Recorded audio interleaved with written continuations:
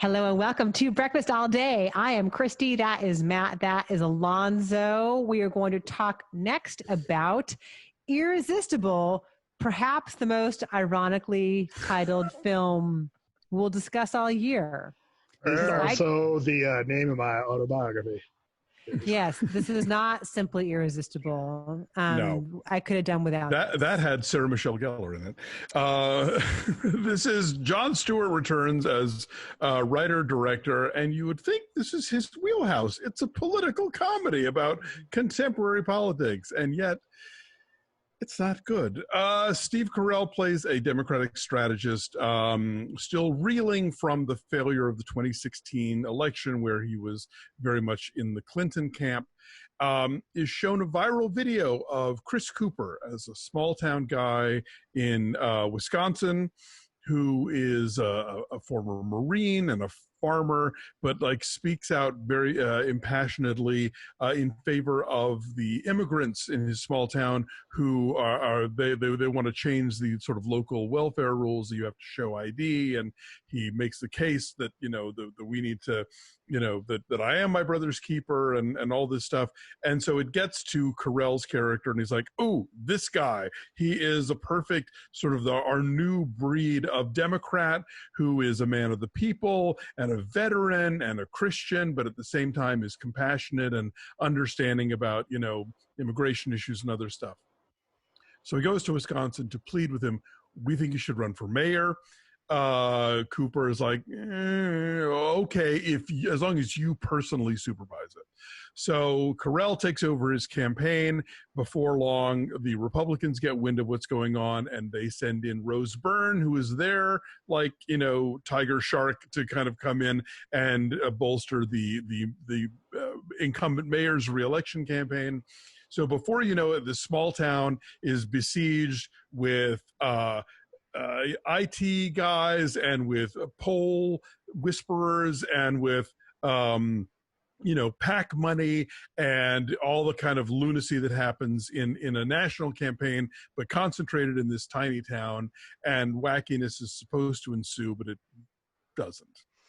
This movie made me so angry because it is so simultaneously like smug and sanctimonious and yet empty and toothless. It wants to make fun of condescension, and it's being condescending. Well, yeah, and that also, but it's about how, in politics, presidential hopefuls in particular will breeze through a town like Deer Lock in Wisconsin once every 4 years for photo ops and to try to drum up votes, but they don't. Yeah, but they don't really care about the people there.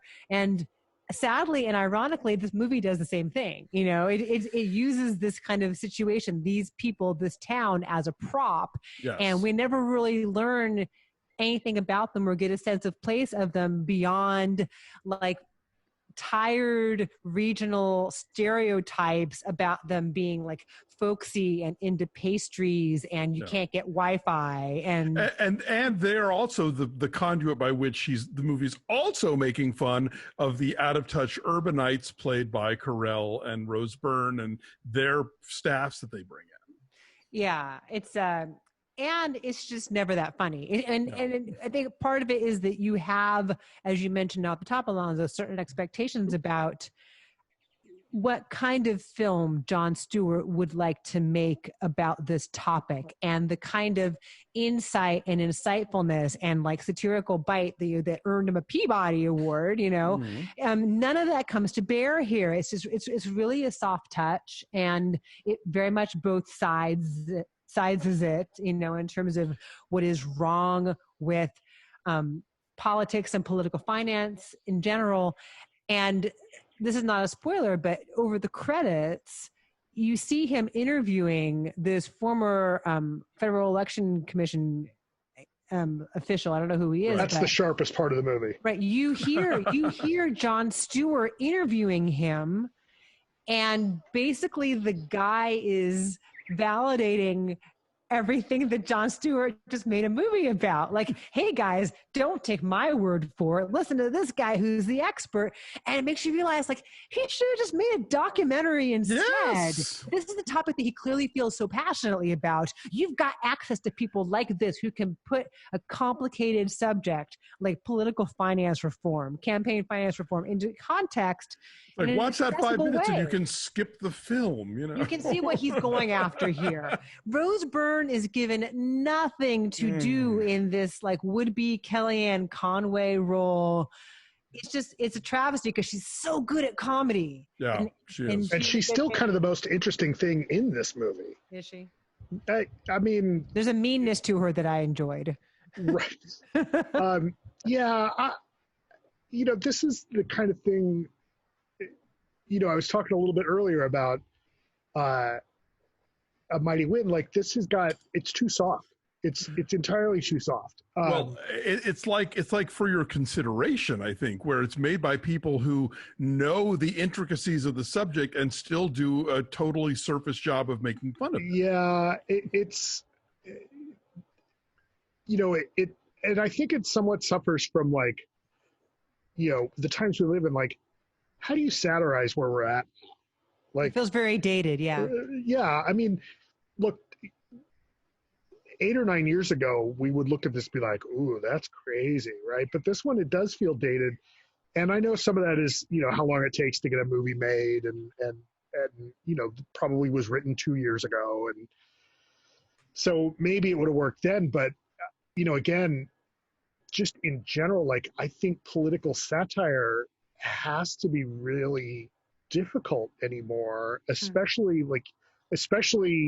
where you think about Jon Stewart coming from The Daily Show, and he's so toothless here, and that's a little frustrating because I mean you guys are right. Like, do a documentary that shows us the money in politics gone just bananas, and you could do something scathing, but then you don't get to go and have fun with Carell and Byrne and Chris Collins. Like, that's actual work, and not that nobody was working on this, but it's just kind of a missed opportunity. Now, that being said, like, it is soft enough. Like, it didn't piss me off the way it made you guys mad. It's just like, yeah, okay, this is kind of cute. I mean, it's a little cutesy, and okay. You could at least do something with the town and not just have them be a symbol of things, like look at a movie like Cold Turkey, which is this satire about like, cigarettes and advertising and all that stuff. And it's like, yeah, it's about these larger issues and they try and focus them all on this one small town, but they make the small town quirky and interesting. Like, bring in the Sherman Palladinos to like rewrite this town. None of these characters are real people, right? Yeah. Like, they all have jobs, they all have things to do. But even Steve Carell's character, like, you don't know anything about him. You learn nothing about him at the beginning of the movie, and you learn nothing about him by the end.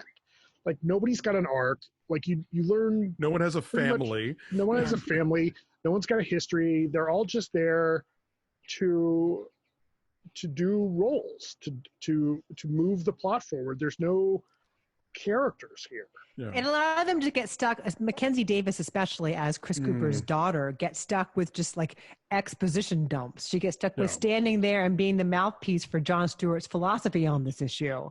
And it just grinds to a halt when that happens. And it's a waste of her. It's a waste of so much comic talent. It's a waste of even of Chris Cooper, who, brings the quiet dignity to things. I mean, he doesn't get to do very much here either. That's one thing, though, even just in a little bit, like, we so rarely anymore get to see Chris Cooper be likable and kind of funny. Like, he's so often mean. He's so often acerbic. Like, he gets Little Women. Come on. No. Well, sure, but he gets often typecast into these. Yes. Into the gruff. Right. Into the caricature of who the movie kind of makes Jack out. Make him out to be, but. Yeah, like, I want to see him do more light, fun, funny roles. There's a scene where Carell takes Jack takes the Chris Cooper character to New York City for a fundraiser, and to sort of show him off to like the kind of the deep pocketbook people as this like man of the people. And at one point, like Cooper is having a conversation with two women who are wearing shirts that say like woke, and one of them has a pussy hat on. And I'm like, come on, Jon Stewart, you can do better than this. This is like Mad TV level political satire. Like you are smarter than this. You could make this movie. You could be a lot more cutting and a lot more honest about what this party would look like. That's just lazy and dumb. And he's having a conversation with them about farm to table and like how he can't grasp the concept of farm to table organic food, and he's a small town. I think the fix is that Jon Stewart should have directed Eurovision and Don should have directed this. Yes, why not? Maybe. Is Jon Stewart, maybe he's not a filmmaker. Like this is 2 movies now. Did you all see Rosewater? Yeah, but I don't remember it. It's not good. It wasn't good. It's like we probably reviewed it on. I think we did. Yeah, like Jon Stewart, there's a lot you are good at, and there's a lot you have talent in certain areas. But so far, you are not convincing me that you're going to segue into being a director, because you've had 2 at bats now, and you're not impressing me. Right. But because he's Jon Stewart, go ahead. No, go ahead. We'll say it really fast. Because he's Jon Stewart, he has access to the kind of people who could help him articulate what his intentions are here in a persuasive way. Yeah. Right. No, what you want out of this is somebody who can be, a 2020 version of Sidney Lumet. Like that's who needs to do a movie like this, right? And then it's just razor sharp, and it's just not there. No. Right, I'm saying sharp is dull. I'm saying 3. I think I said 4.5, and I'm feeling generous now. But I did. There were a few things I laughed at, like the name of the packs that buy the TV commercials. That's kind of a funny running gag. Mm-hmm. I went every so often, which is more than I did during Eurovision, but it was still a disappointment. The sporadic chuckle. Yeah. The cast goes a long way in this for me, so I give it a 5.5. Okay, our number is a 4.3. Don't bother. Especially because it's $20 to rent right now. Yeah. Thanks for watching. Like this video, subscribe to our YouTube channel, follow us on the social medias at BeFastAllDay, and check out our Patreon page at patreon.com/BeFastAllDay. We're about to launch into our recaps of Hulu's Love, Victor, and we'll have some other fun stuff coming up very soon that is exclusive to our subscribers. So do check that out. Have a good week. We'll see you next time. Bye.